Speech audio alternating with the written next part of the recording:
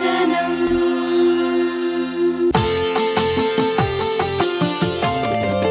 मरनाता दर्शनम् मानवाळिकी महोदयम् प्रेमा त्यागं सेवा सहनम् प्रेमा त्यागं सेवा सहनम् దేవుని కోసం దేశం కోసం దేవుని కోసం దేశం కోసం మరణాతా దర్శనం మహిమనాథుని దర్శనం మహిమనాథుని దర్శనం.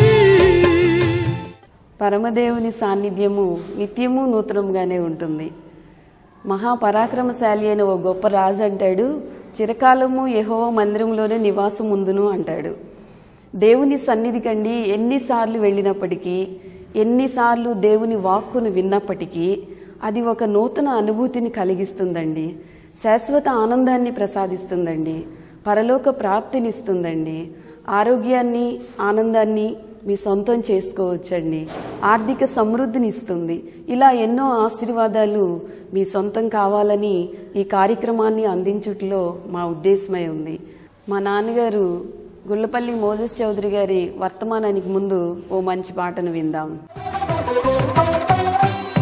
ఆత్మతో వేడనా ఆనందించి పాడనా ఆత్మనాథమా యేసయ్యా అనుభవించి పాడనా అనుదినం పాడనా అన్ని వేళలందుకోయ దైవమా ఆధారమా అన్ని వేళలందుకోయ దైవమా ఆధారమా. హల్లెలూయా హల్లెలూయా హల్లెలూయా హల్లెలూయా హల్లెలూయా హల్లెలూయా హల్లెలూయా హల్లెలూయా.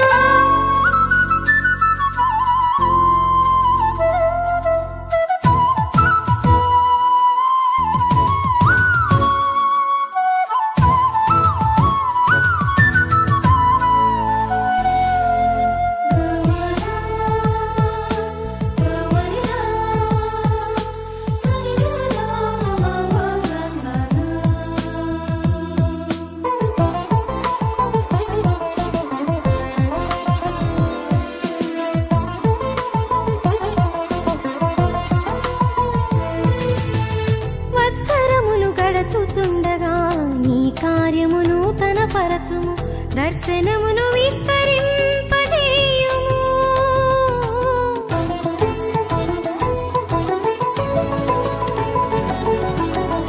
వత్సరములు గడచుచుండగా నీ కార్యమును తన పరచుము దర్శనమును విస్తరింపజేయుము.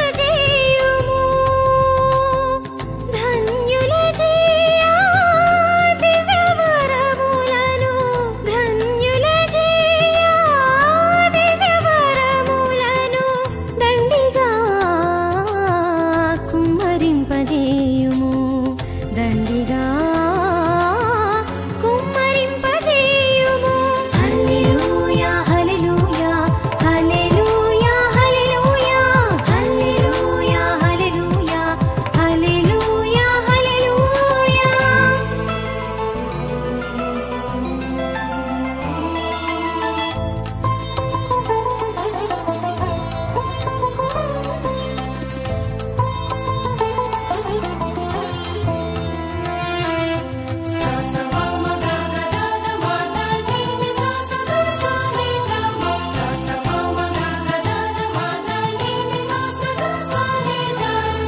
పర్వతములపై నిలువా సుందరమగు పాదమునిచ్చిన సర్వశక్తుడా నీకు స్తోత్రము.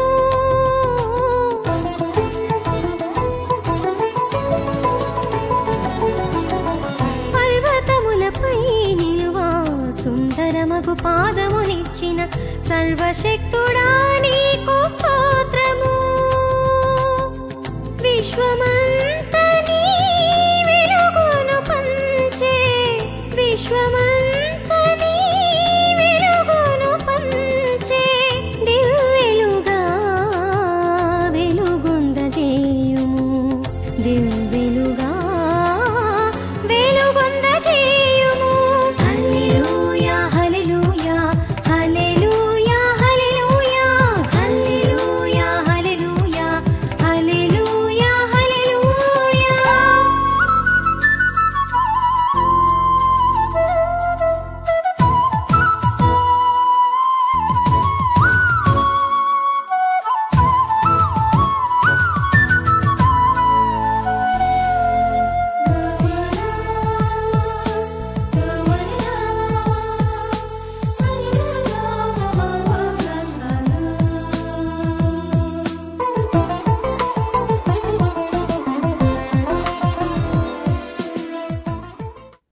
కృప కటాక్షములు మీపై, మీ కుటుంబంపై, మీ సంతానంపై, మీ వృత్తిపై సమృద్ధిగా నిలిచి ఉండునుగాక. యోహాను సువార్త 11వ అధ్యాయం 21 నుంచి 27 వరకు చదువుకుని ఈరోజు ధ్యానం చేద్దాం. మార్త యేసుతో, ప్రభువా, నీవిక్కడ ఉండి నీళ్ళ నా సహోదరుడు చావకుండును. ఇప్పుడైనను నీవు దేవుణ్ణి ఏమడిగినను దేవుడు నీకు అనుగ్రహించునని ఎరుగుదునంది. యేసు, నీ సహోదరుడు మరలా లేచును అని ఆమెతో చెప్పగా, మార్త ఆయనతో, అంత్యదినమున పునరుద్ధానమందు లేచునని ఎరుగుదును అని. అందుకు యేసు, పునరుద్ధానమును జీవమును నేనే.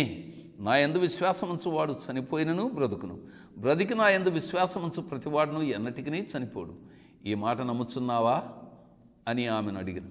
ఆమె, అవును ప్రభువా, నీవు లోకమునకు రావలసిన దేవుని కుమారుడవని, దైవస్వరూపుడవని, క్రీస్తువని నమ్ముచున్నానని ఆయనతో చెప్పాను. ఈ భాగంలో మార్త యేసు ప్రభు మధ్యలో జరిగిన సంభాషణ మనం విన్నాం. తమ్ముడు లాజరు రోగి అన్నాడని కబురు చేసినప్పుడు వెంటనే రావాల్సింది పోయి రాకుండా 4 రోజులు ఆలస్యంగా వచ్చినందున అతడు చనిపోయి సమాధిలో కూడా వెళ్ళిపోయాడు. అంటే సమాధిలో కూడా ఉంచబడ్డాడు. కుళ్ళు దశకు చేరుకున్నాడు. అప్పుడు యేసు బేతనీయ గ్రామానికి వెళ్ళి ఆ కుటుంబాన్ని దర్శించడానికి ఉపక్రమించినప్పుడు మార్త ఊరు బయటకు వచ్చి యేసును కలుసుకుని ఉంటుంది. ప్రభువా, నువ్వు ఇక్కడ ఉండినట్లయితే మా తమ్ముడు చనిపోయి ఉండేవాడు కాదు కదా, నువ్వు ఎందుకు ఇంత ఆలస్యం చేశావు అని కొంచెం ఆవేదన ఉంది. ప్రభు ఆలస్యం చేశాడన్న ఆయాసం కూడా ఉంది, అసంతృప్తి ఉంది, సార్కాజం ఉంది. కానీ ప్రభు చెప్తున్నాడు ధైర్యం, మార్త, నీ తమ్ముడు మళ్ళీ లేస్తాడమ్మాయి అన్నాడు. లేస్తాడు. ఎప్పుడు లేస్తాడు? అంత్యదినమందు పునరుద్ధానములో లేస్తాడు. అంటే మృతుల పునరుద్ధాన సమయము ఉంది. అది దేవుడు తన లేఖనాల్లో పొందుపరిచి ఉంచాడు. చనిపోయిన వారు తిరిగి లేచే మాట నిజం. చనిపోయిన పరిశుద్ధులు లేస్తారు, అపరిశుద్ధులు కూడా లేస్తారు. ఎందుకంటే పరిశుద్ధులేమో మేలు పునరుద్ధానానికి, అపరిశుద్ధులేమో, పాపాత్ములేమో కీడు పునరుద్ధానానికి లేస్తారు అని దేవుని వాక్యం సెలవిస్తోంది. అందుకు ఈ యోహాను సువార్త 5వ అధ్యాయంలోనే మనం చూస్తాం. దీనికి ఆశ్చర్యపడకుడి, ఒక కాలము వచ్చుతున్నది, ఆ కాలమున సమాధుల్లోనున్న వారందరూ యేసు శబ్దం విని మేలు చేసిన వారు జీవ పునరుద్ధానమునకును, కీడు చేసిన వారు తీర్పు పునరుద్ధానమునకును బయటికి వచ్చేది. అంటే మృతుల పునరుద్ధానం ఉంది, అందుట్లో ఏం సందేహం లేదు. అయితే విచిత్రం ఏమిటాయంటే, నీ తమ్ముడు లాజరు చనిపోయినప్పటికీ నీ లేస్తాడమ్మా మార్తా అని ప్రభు చెప్తే, లేస్తాడని నాకు తెలుసు ప్రభువా, అంత్యదినమందు ఆ జీవ పునరుద్ధానము ఉందే. ఎవరికి? విశ్వాసులైన వారికి. ప్రభు అయిన యేసును నమ్మి పాపక్షమాపణ పొంది ఈ ప్రభువును నీతిగా సేవిస్తూ వస్తున్న వాళ్ళు ఉన్నారే, నా తమ్ముడు లాజరస్ లాంటి వాళ్ళు తిరిగి లేస్తారని, అది కూడా పరలోక ప్రాంగణ ప్రవేశం చేయడానికని జీవ పునరుద్ధానానికి లేస్తారని నాకు తెలుసులే ప్రభువా అని చెప్పింది. థియాలజీ బాగా పట్టింది. ఇది యూదుల మధ్యలో ఉన్న గొప్ప నమ్మకం. ముఖ్యంగా పరిసయ్యులు పునరుద్ధానం ఉందని నమ్మేవారు. అయితే ప్రభు మార్తతో చెప్తున్నాడు, మార్త, నీ తమ్ముడు ఎప్పుడో అంత్యదినమందు పునరుద్ధాన కాలములో లేవడం కాదమ్మాయి, ఇప్పుడైనా లేస్తాడు అని దానికి గొప్ప ఉపదేశపరమైన మాట చెప్పాడు యేసు. పునరుద్ధానమును జీవమును నేనే. నా యందు విశ్వాసముంచువాడు చనిపోయినా బ్రతుకుతాడు, బ్రతికి నా యందు విశ్వాసముంచు ప్రతివాడు ఎన్నటికీ చనిపోడు. ఈ మాట నమ్ముతున్నావా అమ్మాయి? ఈ మాట నమ్ముతున్నావా అబ్బాయి? ఇదే ప్రభు మనల్ని కూడా ఈనాడు అడుగుతూ ఉన్నాడు. ఏమిటది? జీవమును నేనే, పునరుద్ధానము నేనే. ఏమిటి పునరుద్ధానము నేనే అంటే ఏమిటండి? పునరుద్ధానం అంటే చనిపోయిన మనిషి తిరిగి బ్రతకడాన్ని పునరుద్ధానం అంటాం. పునరుత్థానం బాగానుంది. ఏమిటి ప్రభు యొక్క ఉద్దేశం ఏంటి? నా యందు విశ్వాసం ఉంచువాడు చనిపోయినా కానీ బ్రతుకుతాడు, బ్రతికి నా యందు విశ్వాసం ఉంచేవాడు ఇంకెన్నడూ చచ్చిపోడు. ఇదేమిటి విచిత్రంగా ఉంది, పారాడాక్స్ అన్నమాట. అంటే పరస్పర వైరుధ్యం కలిగిన మాటగా కనపట్లా మీకు? నా యందు విశ్వాసం ఉంచిన వాడు బ్రతికి ఉన్నట్లయితే వాడు చచ్చిపోడు. ఏమంటే అంటే ప్రభు నమ్ముకున్న వాళ్ళు ఎవరు చచ్చిపోరని అర్థం కాదు కదా. భౌతికమైన మరణాన్ని గురించి చేసి ఇక్కడ చెప్పడం లేదు కదా. మరి ఆత్మ సంబంధమైన మరణాన్ని గురించి ఇక్కడ ప్రస్తావిస్తున్నాడు. ఏమిటి ఆత్మ సంబంధమైన మరణం? ఒకటి, పాపం అనేది ఆత్మ సంబంధమైన మరణం. మనిషి బ్రతికి ఉండగానే చచ్చిన స్థితిలోకి వెళుతున్నాడు. ఎలా? ఒక మనిషి పాపముల చేతనో అపరాధముల చేతనో చచ్చిన స్థితిలో ఉన్నాడు. అంటే ఒక మనిషి పాప బానిసత్వంలో ఉంటే, అంటే తన పాపాన్ని అన్నడు గుర్తించకుండా, ఆ పాపాన్ని అన్నడు ప్రభువైన యేసు సన్నిధికి వచ్చి ఒప్పుకోకుండా, పశ్చాత్తాపముతో ఒప్పుకోకుండా, ప్రభువైన యేసును అంటే పాప శాపముల నుంచి, పాపపు శక్తి, పాపపు శిక్ష నుంచి విడిపించడానికై సిలువలో తన యొక్క ప్రాణాన్ని పణంగా బలిదానం చేసిన యేసుక్రీస్తునందు విశ్వాసం ఉంచకుండా, నమ్మకం ఉంచకుండా, పాప పశ్చాత్తాపంతో పాపాలు ఒప్పుకోకుండా ఉన్నవారు పాపములోనే నిలిచి ఉన్నారు. వారు చచ్చిన స్థితిలో, మృతతుల్యమైన స్థితిలో ఉన్నారని నిష్కర్షగా బైబిల్లో దేవుడు మాట్లాడుతున్నాడు.